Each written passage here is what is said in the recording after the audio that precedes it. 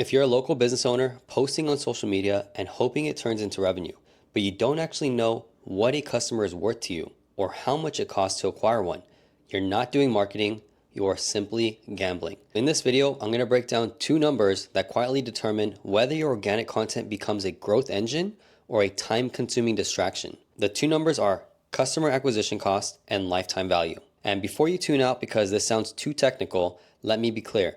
This is exactly how local businesses win with organic social media without burning time, money, or momentum. I'll show you how to think about customer acquisition costs and lifetime value the right way the first time for your local business, how organic content actually lowers acquisition costs when done correctly, and how to decide if social media is an investment that you should double down on or simplify immediately. If you want your content to produce customers, not just views, this will change how you look at organic social media marketing forever. So if you're new here, my name is Michael. I'm the founder of ResurreccionMedia.com. It's a company that helps business owners scale.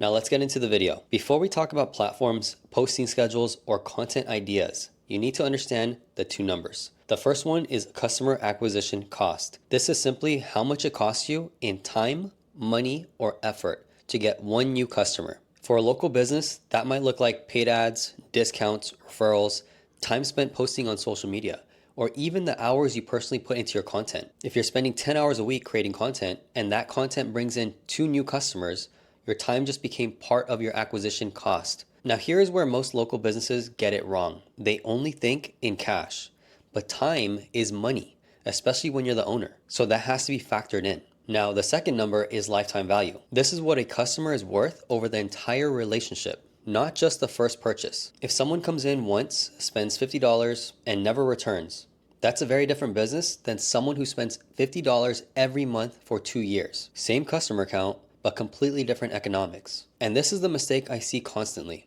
Local businesses judge social media by likes, views, or followers instead of asking a far more important question.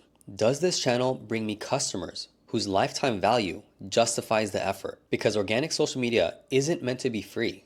It's meant to be efficient. So when done right, organic content lowers your acquisition cost because it builds trust before someone ever walks in or books a call with you. They already know who you are. They already trust you. They already believe you're the obvious choice. That means fewer discounts, shorter decision cycles, and better customers overall. But, and this part matters, if your lifetime value is low and your content isn't structured to attract repeat buyers, social media will feel exhausting. Not because it doesn't work, but because the math doesn't work just yet. This is why you don't start posting more. You start by understanding how long customers stay and how often they return, and what actually keeps them loyal. Once you know those numbers, organic content becomes simple. You're no longer guessing, you're building content that attracts the right customers, the ones who stay longer, spend more, and make marketing cheaper over time. In the next part of this video, I'll show you how to quickly estimate your customer acquisition cost and lifetime value as a local business, even if you've never tracked it before, and how to decide whether organic social media is something you scale or simplify immediately. So I want you to forget spreadsheets, dashboards, and marketing software for a second. You don't need perfect numbers, you need directional clarity. So let's start with the customer acquisition cost first. I want you to ask yourself one simple question. In the last 30 days, what did it realistically cost you to bring in a new customer? Now, and this is important, we're not just talking about ads. We're talking about the money you spent, the time you invested, and the effort you personally put in. If you spent, let's say $500 on marketing, plus roughly 20 hours creating content, posting, replying, and following up, you do not ignore the time. You must assign it a value, even if you lowball it. Say your time is worth $50 an hour. That's another $1,000. So now your total acquisition investment is $1,500. If that effort brought in 10 new customers, your rough customer acquisition cost is $150. That's it. No formulas, no jargon, just honest math. Now let's look at the lifetime value. This is where most local businesses either unlock growth or realize why marketing has felt so hard. So ask yourself this question. On average, how much does a customer spend per visit?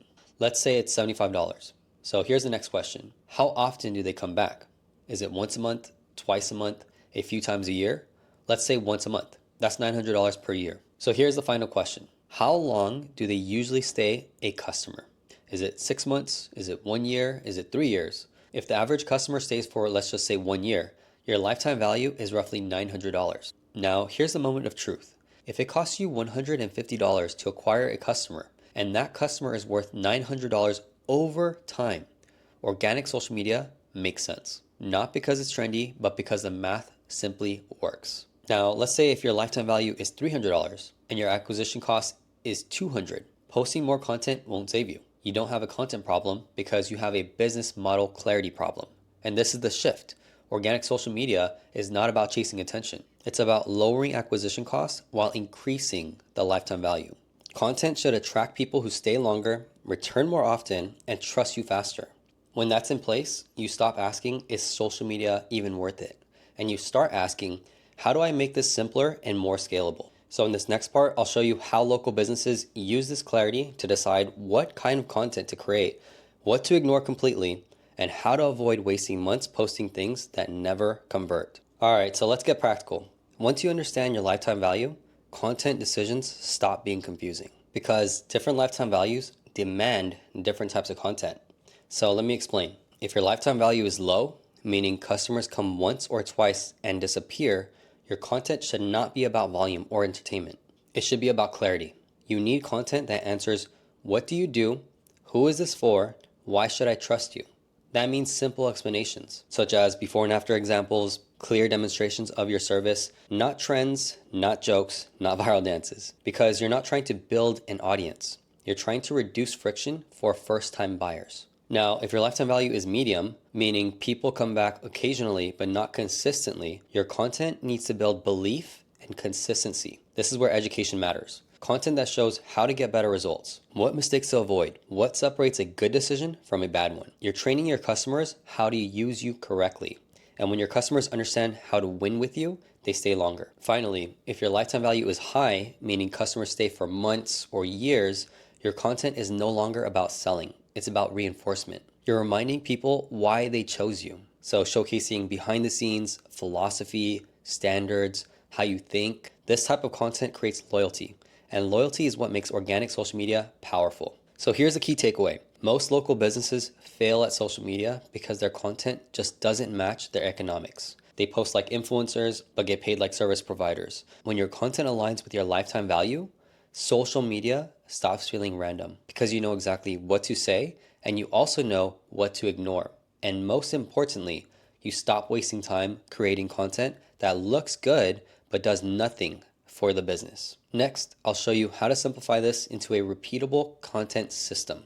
So you're not constantly guessing what to post because that's one of the number one questions I always get. What do I post? So let's tackle that right now. Once you understand customer acquisition cost, lifetime value, and what type of content you should be creating, the only thing left is structure. Not complexity, but structure. So here's the mistake most local businesses make. They wake up and ask, what should I post today?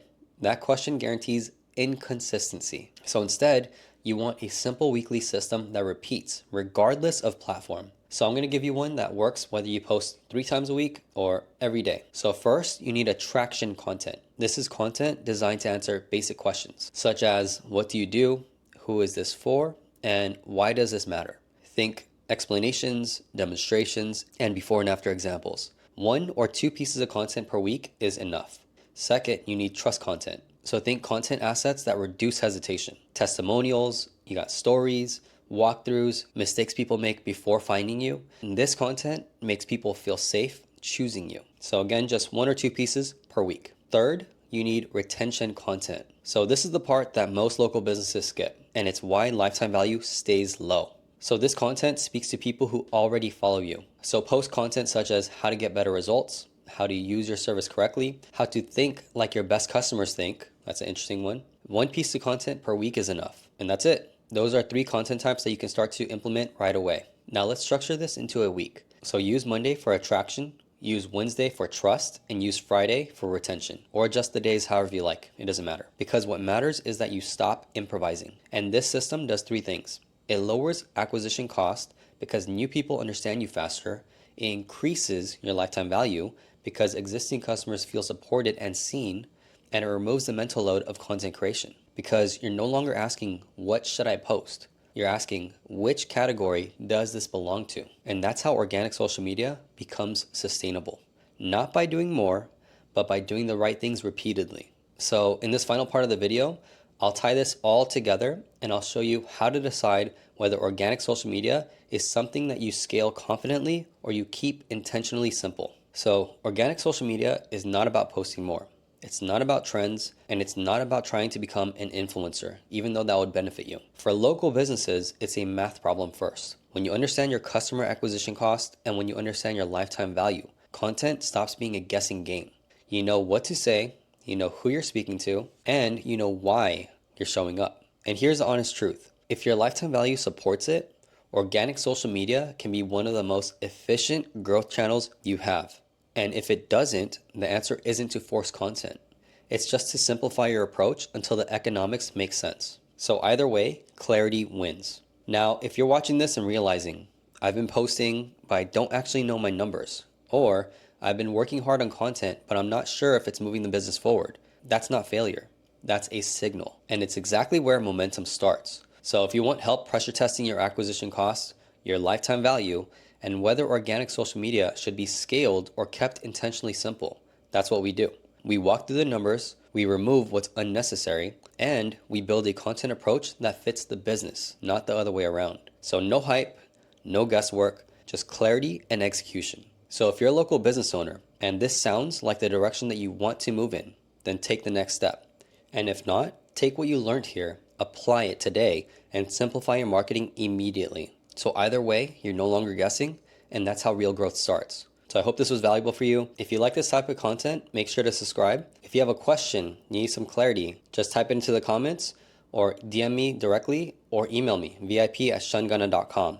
And I'm more than happy to help. I'll take a look at your situation and we can talk about your numbers. We can talk about business. All right, so hope you have an amazing day. Dominate your path and make it happen, all right? I'll see you on the next video.